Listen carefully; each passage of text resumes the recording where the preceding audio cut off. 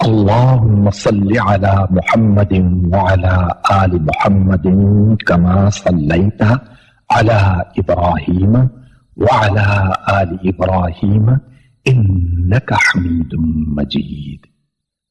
اللهم بارك على محمد وعلى آل محمد كما باركت على إبراهيم وعلى آل إبراهيم إنك حميد مجيد. الحمد لله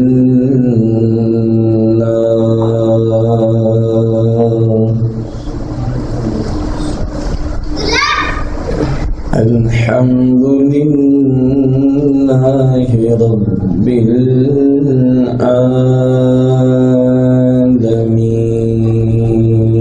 العالمين والعاقبة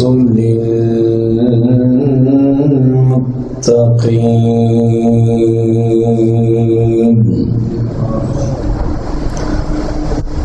والصلاة والسلام على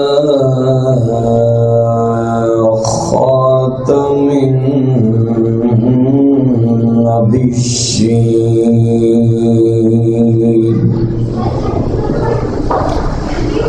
وعلى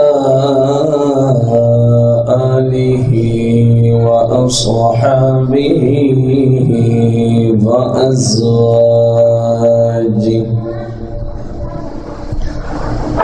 وعلماء ملته أجمعين. أما بعد فأعوذ بالله من الشيطان الرجيم.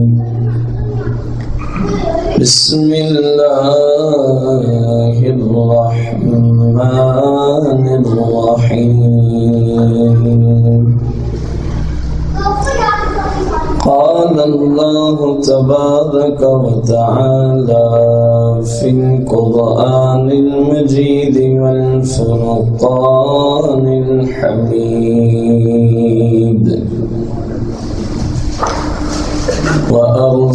وأرسلناك للناس رسولا وكفى بالله شهيدا. آمنت بالله صدق الله العظيم. قال الله تبارك وتعالى في القرآن المجيد والفرقان الحميد: إن الله وملائكته يصلون على النبي يا أيها الذين آمنوا صلوا عليه وسلموا تسليما. الصلاة والسلام عليك يا سيدي يا رسول الله. الصلاة والسلام عليك يا سيدي يا حبيب الله. الصلاة والسلام عليك يا سيدي يا قاسم لكل شيء للعالمين. الصلاة والسلام عليك يا سيدي يا مختار للعالمين. الصلاة والسلام عليك يا سيدي يا أول ويا آخر ويا ظاهر ويا باطن الصلاة والسلام عليك يا سيدي يا خاتم النبيين الصلاة والسلام عليك يا سيدي يا رحمة للعالمين الصلاة والسلام عليك يا سيدي يا شفيع المذنبين الصلاة والسلام عليك يا سيدي يا جد الحسن والحسين مولاي صل وسلم دائما أبدا على حبيبك خير الخلق كلهم.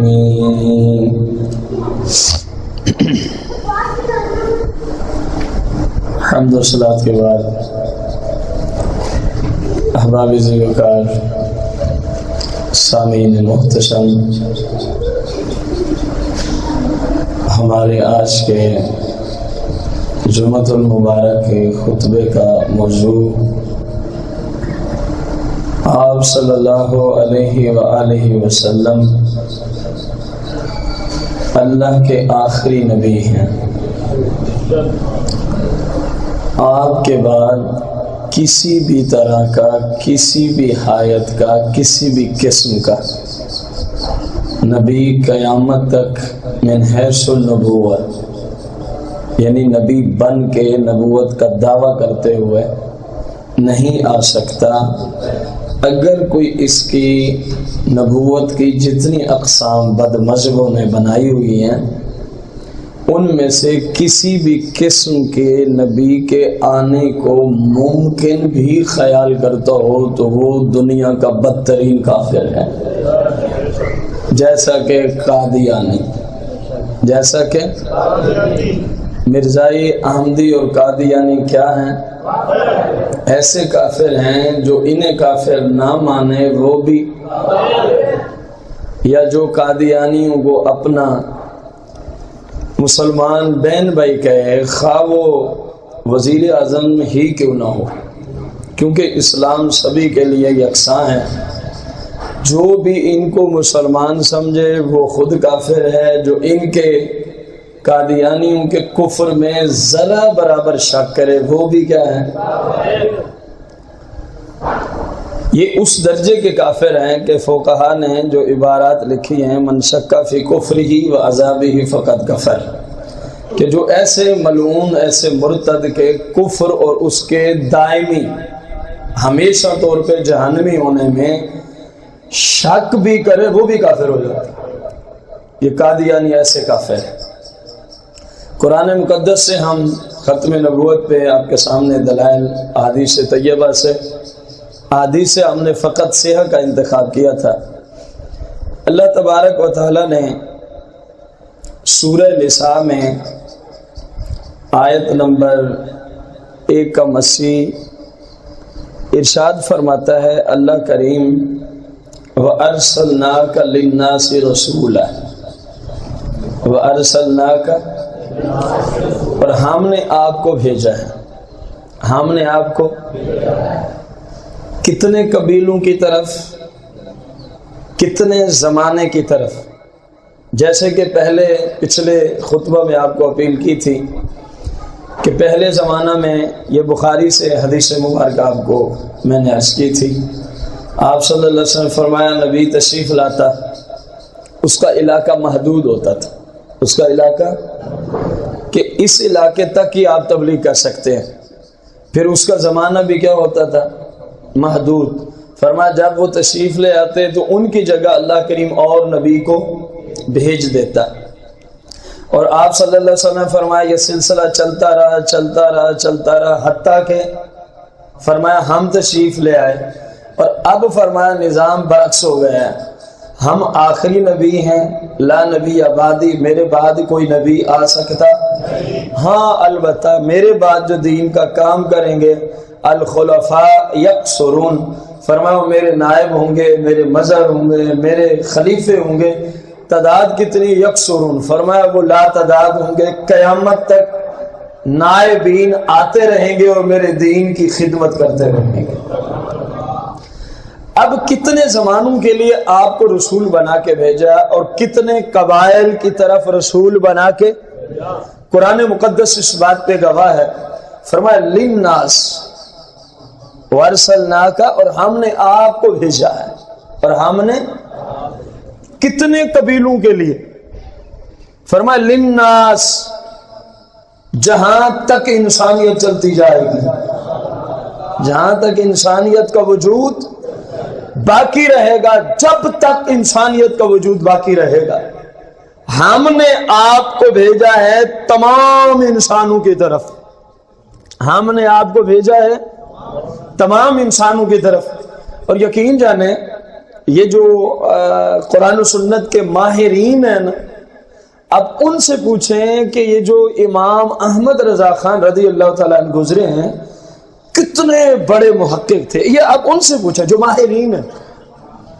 اب دیکھیں بندے تفاسیر کو کھنگال کھنگال کے کئی گھنٹے، کئی دن، کئی راتیں اس آیت کی تفسیر پہ لگا دیتے ہیں کہ اس کا معنی ہم کیسے بیان کریں تاکہ وہ کسی بھی اعتبار سے آپ صلی اللہ علیہ وسلم کے خاتم النبیین ہونے پہ اعتراض نہ آ سکے۔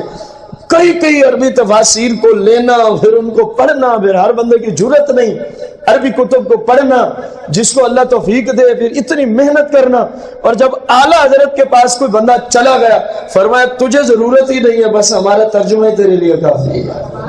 اب میں اعلیٰ حضرت کا ترجمہ کرنے لگوں، پہلے تو میں نے اپنا کیا، اب اعلیٰ حضرت نے جو فرمایا، اے محبوب، کیا فرماتے ہیں؟ اے محبوب ہم نے تمہیں سب لوگوں کے لیے بھیجا ہے۔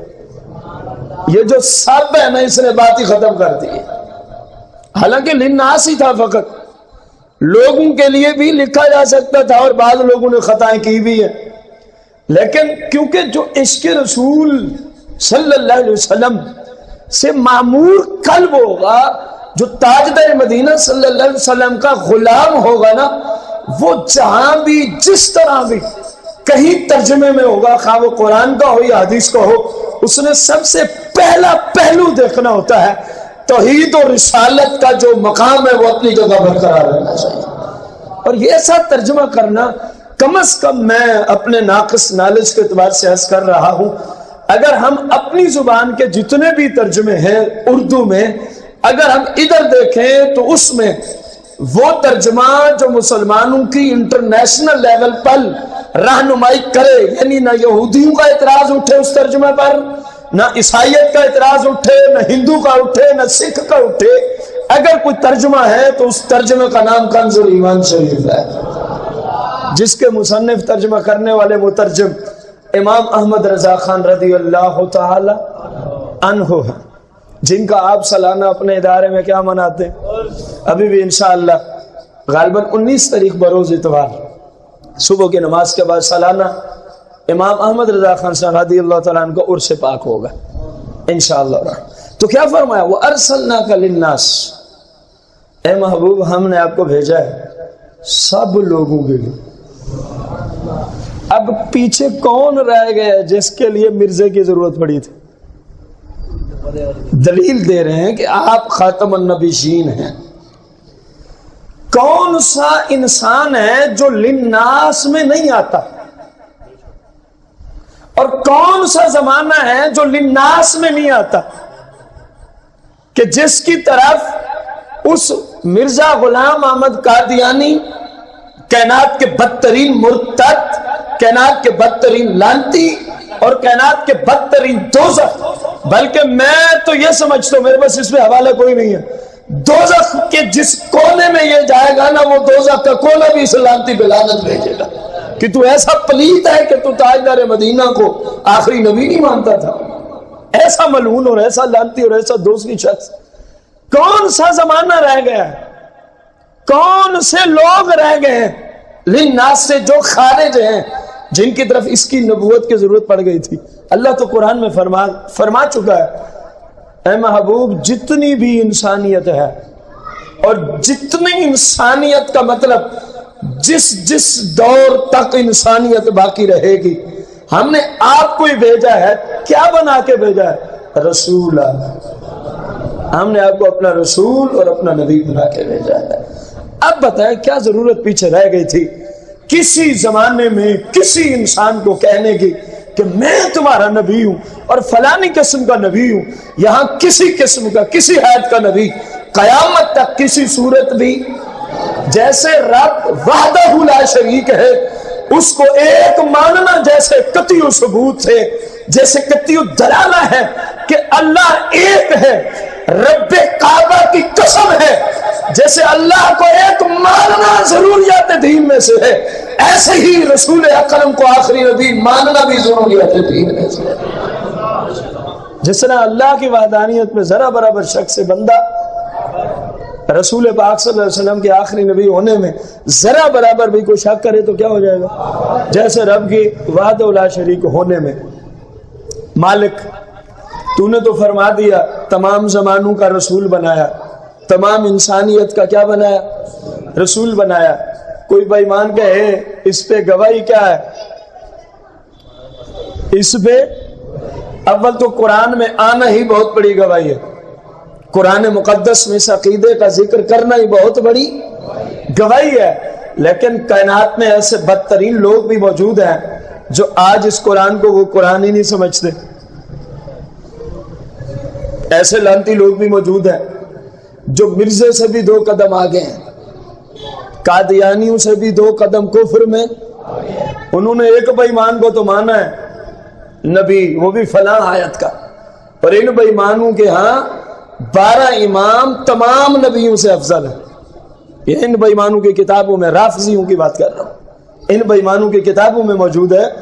میرے پاس ان کی اوریجنل ایران کے چھاپے موجود ہیں، میں دکھا سکتا ہوں کہ ان بے ایمانوں نے لکھا ہے جناب مولا کائنات سے امام مہدی تک جو 12 امام ہیں، یہ تمام نبیوں سے کیا ہیں؟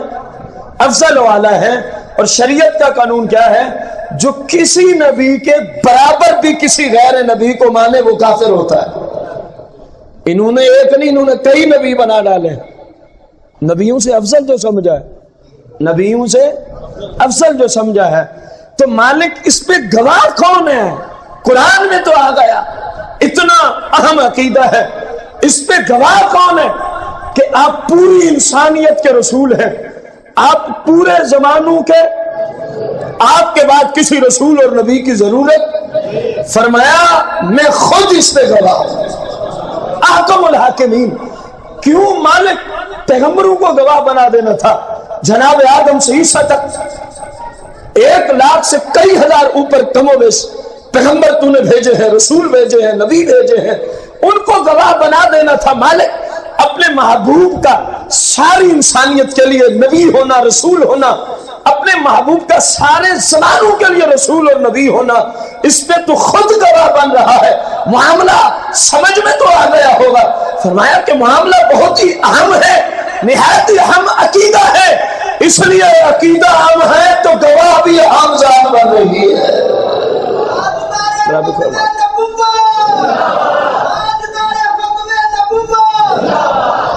اللہ فرماتا ہے کوئی بے ایمان مانے یا نہ مانے، کوئی بے ایمان آپ کو آخری نبی مانے یا نہ مانے، وَكَفَى بِاللَّهِ شَهِيدًا، وہی آیت چل رہی ہے، وَكَفَى بِاللَّهِ۔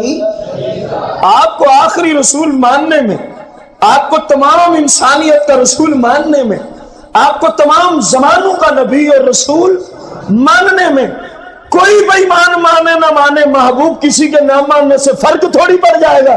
وہ کفا باللہ شہیدا، جب رب گواہی دیتا ہے محبوب آپ تمام انسانوں کے، تمام زمانوں کے رسول ہیں، وارسلناک کا بھیجنے والے ہم خود ہیں۔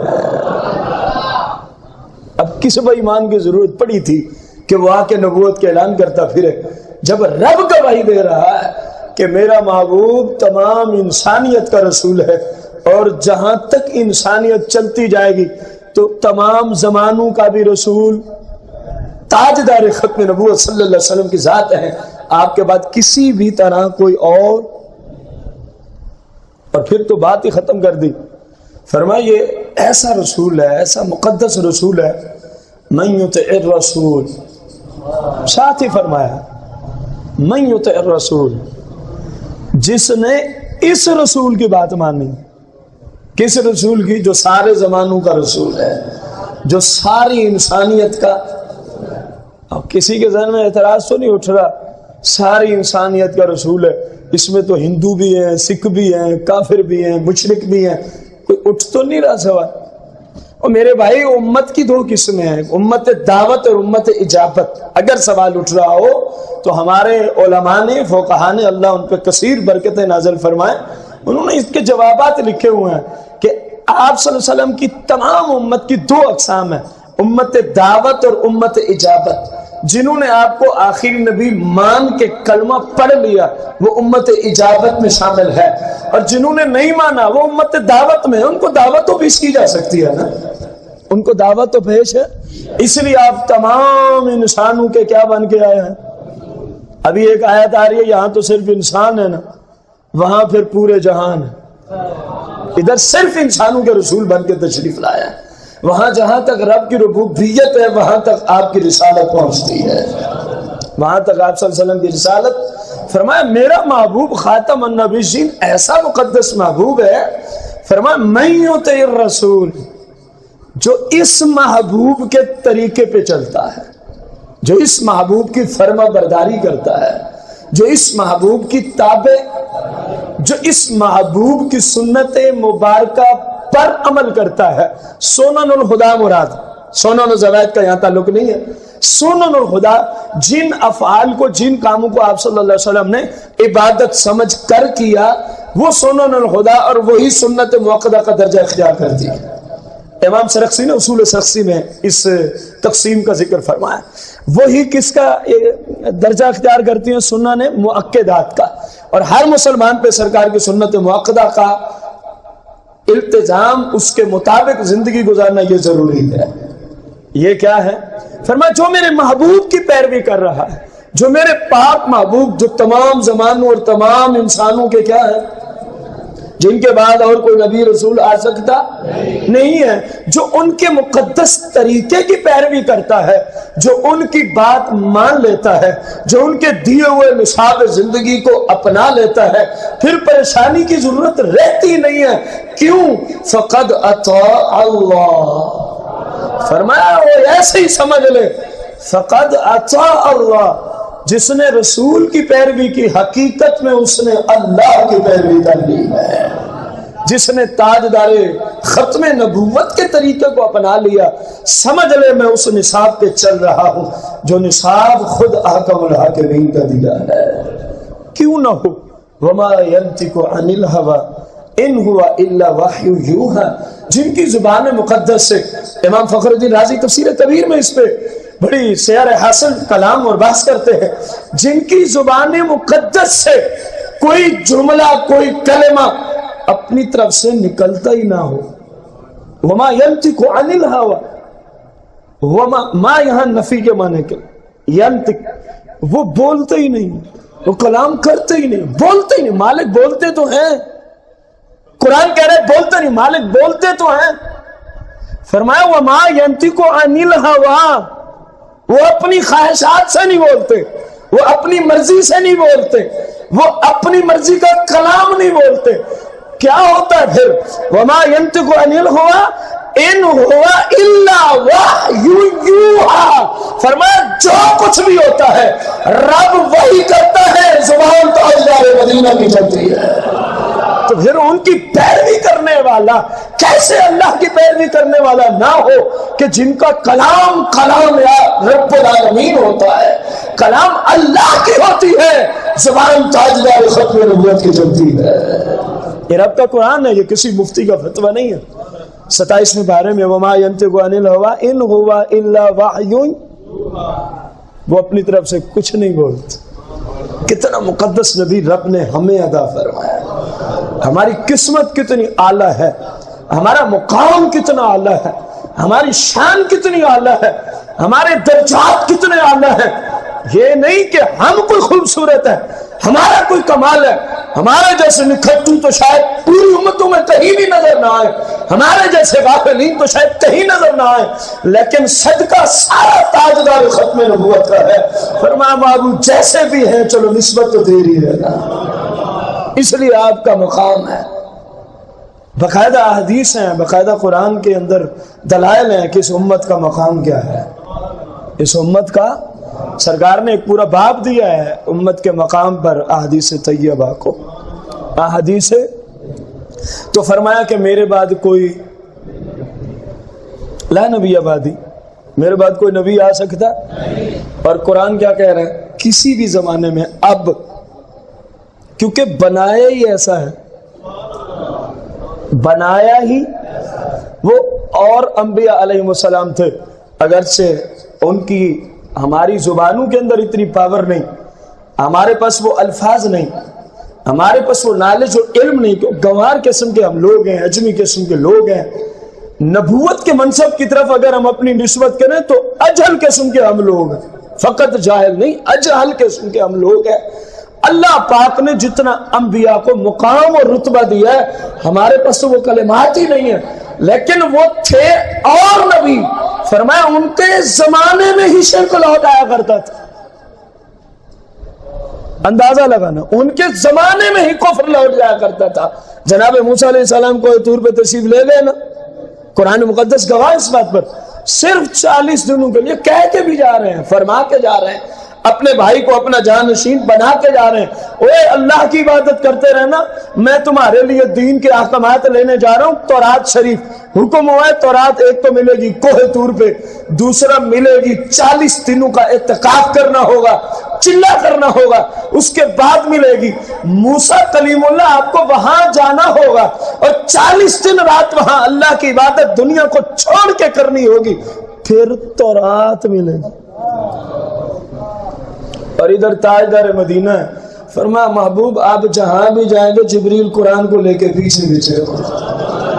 یہ میرے اور آپ کے آقا کریم کی بات ہے، وہاں وہ شرائط ہے، یہاں فرمایا جدھر آپ کی مرضی قرآن وہیں آئے گا، آپ کی اپنی مرضی، آپ کی، آپ جہاں بھی جائیں، کیونکہ جبریل آپ کے پیچھے ہے، آپ کے لیے جبریل ہے۔ جبریل جیسے آپ فرمائیں، جیسے آپ چاہیں، جبریل تو آپ کے لیے، جبریل تو بلکہ جبریل تو آپ کے بچوں کا بھی نوکر، جبریل تو آپ کی عطرت پاک کا بھی کیا ہے؟ نوکر ہے۔ بغیر اجازت سرکار کی طیب طاہر آل کے گھر جبریل کو داخل ہونے کی بھی اجازت نہیں، فرشتوں کا سردار، پتہ ہے میرے بھائیو بزرگوں۔ فرمایا وہ نبی اور ہیں، اگرچہ ان کی شان اتنا کہ ہم بیان، لیکن تاجدار مدینہ کا مقام کچھ اور ہے، آپ صلی اللہ علیہ وسلم کی رفتیں اور بلندیاں کچھ اور ہیں۔ وہ تورات لینے جائیں تو پیچھے قوم کیا ہو جائے؟ مشرک ہو جائے، بت پرستی۔ اور سامری بدبخت نے ان کے لیے بنا دیا تھا ایک بچڑا، اور جناب والا وہ بات طویل ہو جائے گی کہ اس میں آواز کیوں آنا شروع ہوئی تھی، وہ بھی قرآن مقدس میں اس کا بھی ذکر ہے۔ تو اس بچڑے کی پوجا میں لگ گئے، اور ادھر تاجدار مدینہ ہے، 1400 سال تو آپ بھی دیکھ چکے ہیں نا، خود فرما گئے صحیح بخاری میں کتاب الصلاۃ کے باب الجنائز میں، تاجدار مدینہ فرماتے ہیں امت کچھ کی کچھ ہو سکتی ہے، بد عمل تو ہو سکتی ہے، بد سیرت بھی ہو سکتی ہے، بد کردار بھی ہو سکتی ہے، فرمایا میں اللہ کی قسم اٹھا کے کہتا ہوں میرے بعد میری امت بت پرستی میں مشرک نہیں بن سکتی۔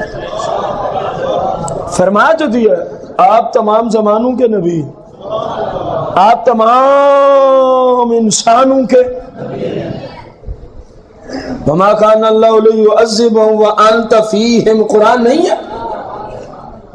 وما كان الله ليعذبهم وانت فيهم، فی کس کے لیے آتا ہے؟ پوچھے علماء سے۔ فی کا استعمال یا تو ظرف زمان کے لیے یا ظرف مکان کے لیے، تو آپ نجدی جو بھی ترجمہ کرے ٹھیک ہے، ہمیں تو کوئی اعتراض نہیں۔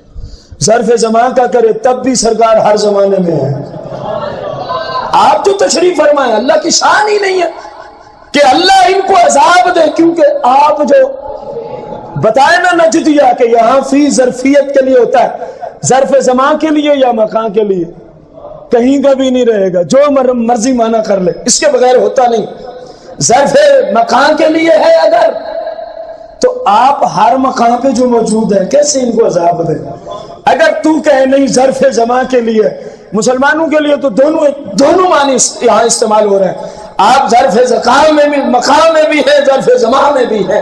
اب ہر مقام بھی آپ کے سامنے ہے، ہر زمانہ بھی آپ کے سامنے ہے۔ رب فرماتا ہے محبوب جب آپ موجود ہیں، جب آپ تشریف فرما ہیں، جب آپ کا سایہ امت میں موجود ہے، جب آپ کا کرم امت میں موجود ہے، تو آپ کا رب ان کے چہرے مسخ نہیں کرے گا۔ اب بتایا جو قرآن صرف سرکار دو جہاں صلی اللہ علیہ وسلم کے بظاہر جو زمانہ مقدسہ تھا 23 سال کا عرصہ ابلاغ و تبلیغ کا، قرآن صرف انہی 23 سالوں کے لیے آیا تھا یا قیامت تک کے لیے؟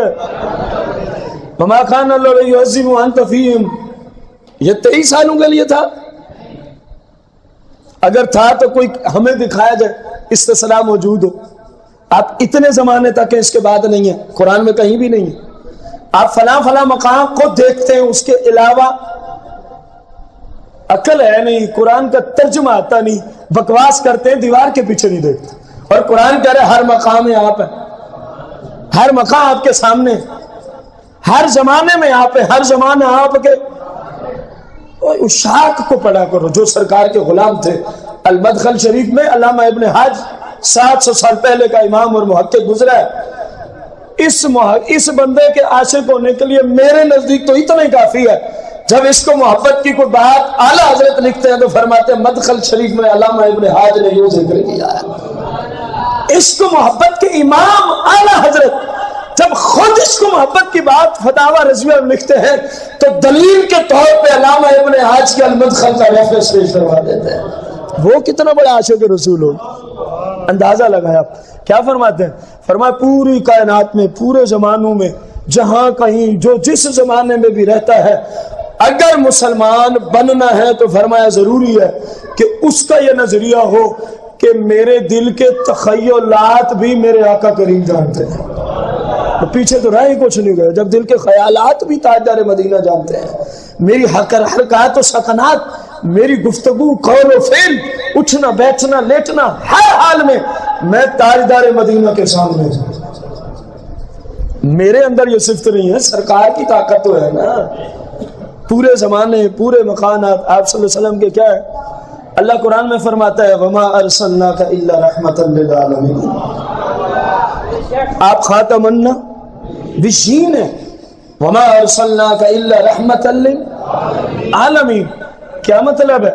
الحمدللہ رب العالمین، اس سے مطلب نکلے گا الحمدللہ۔ ترجمہ کیا ہے؟ تمام تعریفیں کس کے لیے؟ رب العالمین۔ پورا ترجمہ کریں گے تو وما ارسلناک الا رحمۃ للعالمین کا ترجمہ آئے گا، تمام جہانوں کے پالنے والے کے لیے۔ تمام تعریفیں تمام جہانوں کے جملے کیا ہیں؟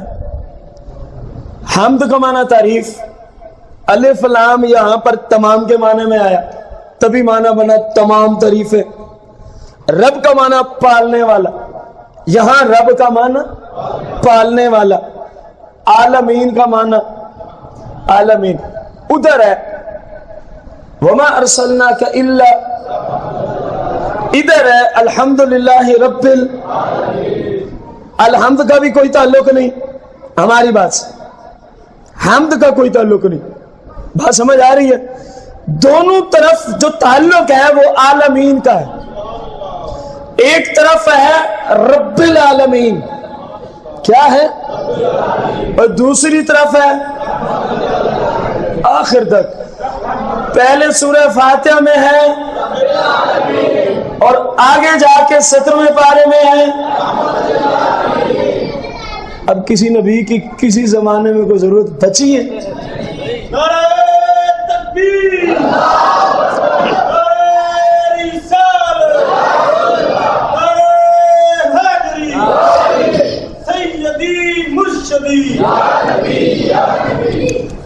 میرے بھائیوں بزرگوں، جو کہتے ہیں نا فلاں زمانے میں، فلاں دور میں فلاں قسم کے نبی کی ضرورت ہے، تو ان سے اپیل ہے، اگر جرت ہے آؤ پھر الحمدللہ رب العالمین کا ترجمہ کرو۔ تمام جہانوں کا پالنے والا کون ہے؟ اس کے لیے تمامی تعریفات ہیں۔ تو یہاں بھی العالمین ہے، رب العالمین۔ اب میں سمجھانے کے لیے الگ الگ پڑھ رہا ہوں۔ رب بمانا پالنے والا، العالمین تمام جہانوں کا اور تمام زمانوں کا پالنے والا، اور ادھر ہے رحمت، ادھر رب ادھر رحمت، ادھر رب ہے جس جگہ، ادھر رحمت ہے اسی جگہ۔ یہاں بھی العالمین اور وہاں بھی گرامر کے اصول کے تحت للعالمین پڑھنا پڑا، لیکن حقیقت میں ہے وہ بھی العالمین۔ میرے بھائی اب بتائیں، وہ جو کہتے ہیں فلاں دور میں، فلاں زمانے میں فلاں قسم کے نبی کی ضرورت ہے، تو میں پوچھنا چاہوں گا کیا کسی زمانے میں پھر پالنے والے کی بھی معاذاللہ ضرورت ہے؟ کہیں گے کفر کہہ رہے، نقل کفر، کفر نہ باشد۔ میں تو تم سے پوچھ رہا ہوں، تمہیں عاجز کرنے کے لیے پوچھ رہا ہوں، میں کفر نہیں کہہ رہا، میں سمجھانے کے لیے جملے بول رہا ہوں۔ جیسے پیر میر علی شاہ صاحب تلوسب ایمان کو کہا تھا، آئے میدان میں، تو کہتا ہے میں نبی ہوں، میں تاجدار مدینہ کے غلام ہوں، بلکہ غلام ابن غلام ابن غلام ابن غلام ابن غلام 1300 سال سے میں غلاموں کا غلام ہوں۔ آج مرزا غلام محمد قادیانی میدان میں کاغذ بھی رکھ دیتے ہیں، قلم بھی رکھ دیتے ہیں، تو بھی کہہ کاغذ قلم کو، اور قلم اٹھ، ہاتھ نہیں لگانا، لکھے، اور ابن غلام بھی کہے گا قلم کو، قلم اٹھ لکھ، جس کی بات قلم مان لے گی سچا وہی ہوگا۔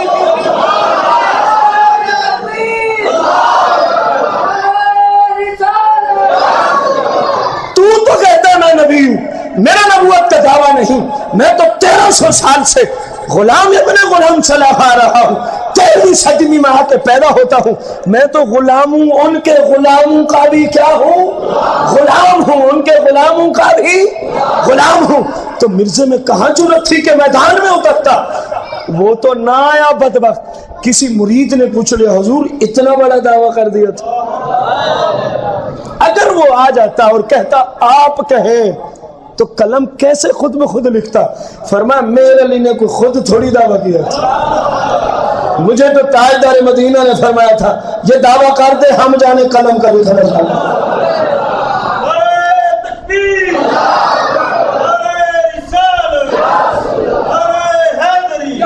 جس طرح کسی زمانے میں پالنے والے کی ضرورت نہیں ہے، کیونکہ رب العالمین کا ذکر آ گیا، جہاں تک عالمین ہے، جہاں تک زمانے ہیں، وہیں تک اس کی ربوبیت ہے، ہر زمانے میں وہی پالنے والا ہے۔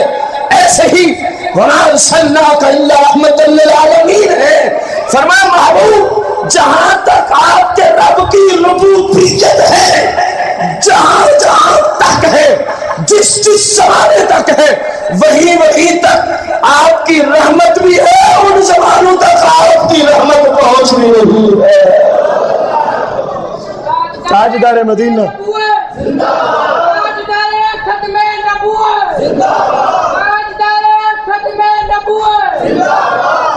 تاجدار مدینہ صلی اللہ علیہ وسلم نے ایسے بے ایمانوں کے بارے میں پہلی خبر عطا فرما دی تھی۔ 1400 سال پہلے میرے آقا دو جہاں کہ جن کے سامنے کائنات کا کوئی ایسا ذرہ نہیں جو میرے محبوب کی مقدس نگاہوں کے سامنے نہ ہو، کوئی ایسا ذرہ نہیں۔ وما من شيء قال النبي صلی اللہ علیہ وسلم وما من شيء الا يعلم انه نبي۔ گرامر والے میرے جملے کو سمجھیں گے، میرے پاس وقت نہیں کہ میں آپ کو اس کی تفسیر عرض کروں، اس کی تفصیل میں جاؤں، البتہ اتنا کہہ دیتا ہوں، جب نکرہ تحت النفی آتا ہے نا تو فائدہ عمومیت کا دیتا ہے، جب نکرہ نفی کے نیچے آ جائے تو فائدہ عمومیت کا دیتا ہے۔ اب ذرا سننا، میرے آقا نے فرمایا کیا ہے؟ فرمایا وما من شیء، وما من شیء، شیء نکرہ ہے اور تحت النفی ہے۔ میرے آقا فرماتے ہیں کوئی چیز ایسی نہیں الا وہو یعلم انی، فرمایا یہاں تک کہ کائنات کا کوئی تنکا بھی ایسا نہیں جس کو یہ پتہ نہ ہو کہ میں اللہ کا نبی ہوں۔ تنکا تو کائنات کا ذرا ذرا تو جانتا وہ اللہ کے نبی ہے، اللہ کے نبی کو پتہ نہیں کون سا تنکا کہاں موجود ہے۔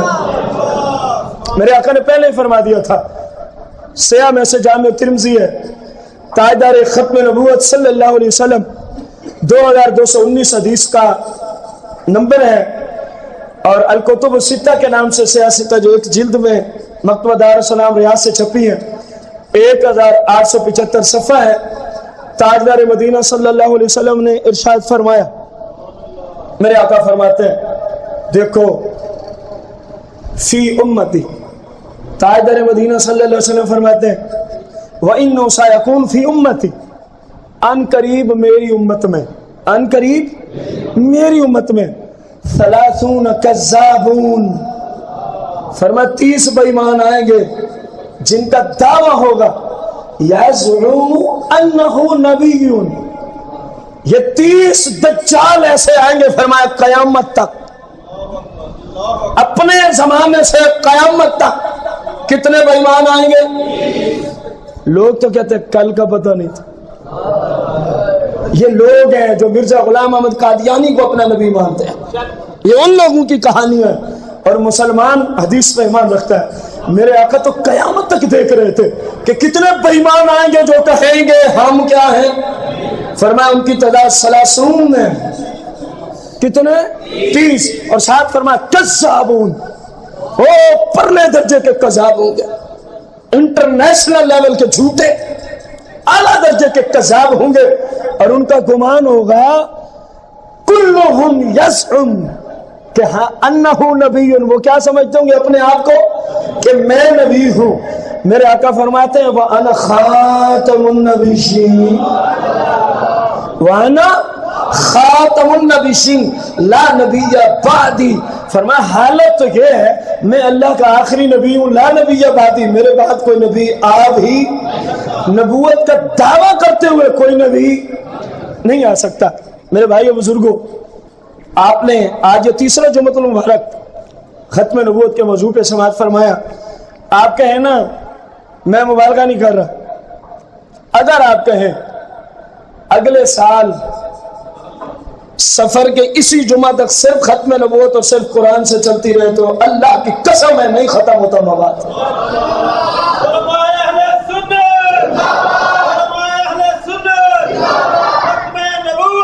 مقصود تھا مسلمانوں کو بتانا کہ جو سرکار کو آخری نبی نہ مانے وہ، امید ہے کہ آج تک مقصود پورا۔ باقی اس کی تفصیل مکمل تو نہیں، چند ایک آیات، ساری نہیں لکھ سکتے ہم۔ ایک کتاب ہم تصنیف کر رہے ہیں عقیدہ ختم نبوت، اس کا نام کیا ہے؟ اس میں ہم قدر تفصیل سے آیات لے آئیں گے، ساری پھر بھی نہیں لے کے آ سکتے کیونکہ ٹارگٹ ہے کہ 208 صفحہ سے اوپر نہ جائیں ہم، کتابیں طویل ہو جائیں تو پھر کوئی نہیں پڑھتا، ورنہ تو یہ 1000 صفحات پہ بھی جا سکتی ہے، یہی 1000 صفحات پہ بھی مزید تفصیل کریں تو کئی جلدوں میں بھی جا سکتی ہے ختم نبوت کے موضوع پر خطاب، کیونکہ ہم نے اس میں عربی، اردو اور انگلش کو بھی ساتھ رکھنا ہے۔ اصل میں یہ کتاب جانیے یورپ کنٹریز میں اس لیے ہم اس میں انگلش میں ساتھ ہمیں ایڈ کرنا ضروری ہوگی، عربی اردو اور ساتھ انگلش۔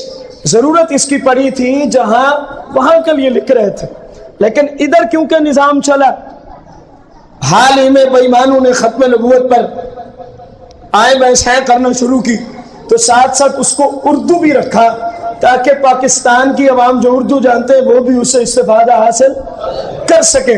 تفصیل انشاءاللہ اس میں لیں گے۔ اتنا تو پتہ چل گیا نا آپ کو قرآن و سنت کی روشنی میں، جو تاجدار مدینہ علیہ السلام کے بعد کسی کو کسی بھی طرح کا، کسی بھی قسم کا، کسی بھی حیت کا نبی مانے وہ بندہ، آخر تک ذرا، نبی مانے وہ بندہ، اور جو قادیانیوں کو مسلمان کہے وہ بھی، جو کہے قادیانی مسلمان ہے وہ بھی، جو کہ قادیانی ہمارے مسلمان بہن بھائی ہیں وہ بھی، اور جو ان بےایمانوں کو ووٹ دے، کفر کا فتویٰ نہ لگانا، جو ان بےایمانوں کو ووٹ دے کم از کم وہ بھی بے ایمان ضرور ہے، کم از کم وہ بے ایمان ضرور ہے۔ اب سب کو پتا ہے کہ شیطان قادیانیوں کو مسلمان کہنے والی سیاست کون سی پارٹی ہے، سیاسی پارٹی کا نام بھی آپ جانتے ہیں۔ میرے بھائیوں بزرگوں، ان لوگوں کو ووٹ دینا قرآن و سنت کی روشنی میں حرام ہے، حرام ہے، حرام ہے۔ نہیں دینا تو نہ دو، دینا ہے ووٹ تو ان کو دو جن کا نعرہ ہے نظام مصطفیٰ کو نام سے رہیں گے۔ تحریک لبیک یا رسول اللہ۔